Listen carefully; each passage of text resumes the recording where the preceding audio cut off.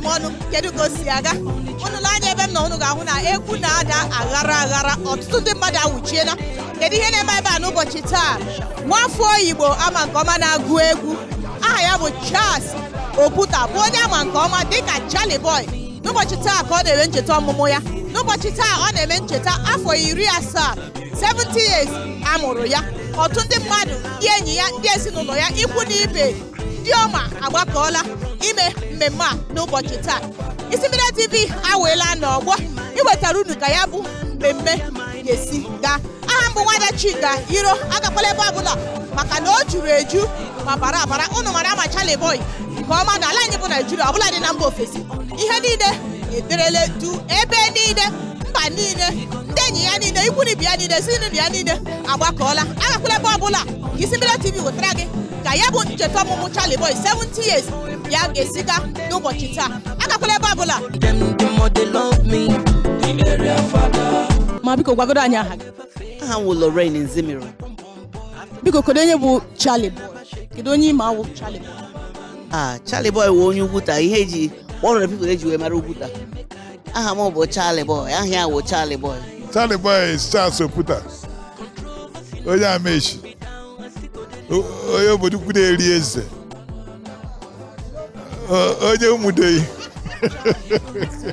CharlyBoy bụ ezigbo papa nwoke the only man anaghị aka nka old papa young ancient and modern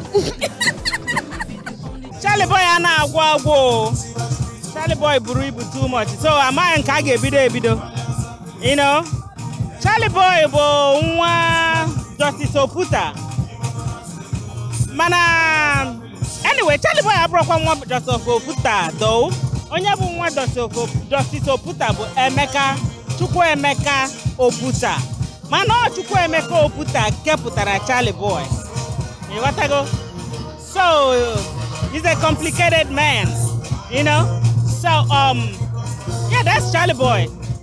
He's the Odidubariba one of Africa, the spiritual warrior. And then he's the president of all the frustrated Nigerians.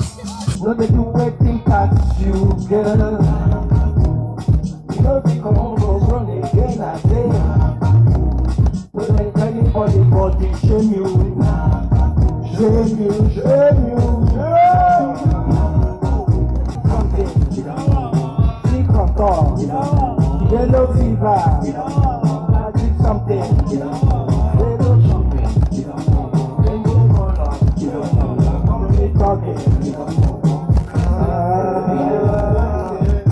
my sister, don't you start what you can't finish.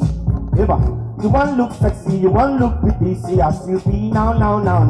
My sister, don't you start what you can't finish. You say what? Many things so my eye don't see. Hey, Otikora. Color. You better be proud of you are Koyema Kora. Silicon looking better. Yes, so you better be proud of who you are Koyema. La. No, they do waiting past you, girl. N'ụbọchị taa CharlyBoy na-eme 70 years kedu ọfọma ị na-agọrọ CharlyBoy Chukwu ga-agọzi CharlyBoy ogologo ndụ na-arụ isi ike. CharlyBoy will never grow old. Even though when he's 100 years old, he's still going to be a boy. So, Odidubariba of Africa. President in the Asaa. CharlyBoy. N'ụbọchị taa ị na-eme ncheta ọmụmụ gị n'afọ gara aga anyị nụrụ na ịgbara afọ 70 ya wụ 70 years n'afọ akwa anyị nụkwara na ị nọ 70 years kedụzi ihe onwe na ebe anyị gaga nọ anyị kwuo otu nga so and achọrọ m ị na-celebrate 70 na-aga n'ihu because onwe m ike ka nka They don't fit. They go provide them. So let's do this now. 17, 16, 15, 15, 14, 40, 30, 30, 20, 20, 10. 10, 0! Wow, one more time. Start it. What you are going to start old age so that you can remain forever young. Igbo ndị nwe m ebe a ka anyị ga-eweta ihe emume nke ụbọchị taa na njedebe. Ama m na anyị mere gị obi ụtọ n'ụbọchị taa ka CharlyBoy Charles Okwuta bụ onye ama nke ọma dịka CharlyBoy mere ncheta afọ 17 ya amụrụ ya 70 years. Ụnụ ahụ na ọtụtụ ndị mama bịara nụ ọtụtụ ndị mmadụ ekwuolu uche. Afọ gara aga o mere 70 years.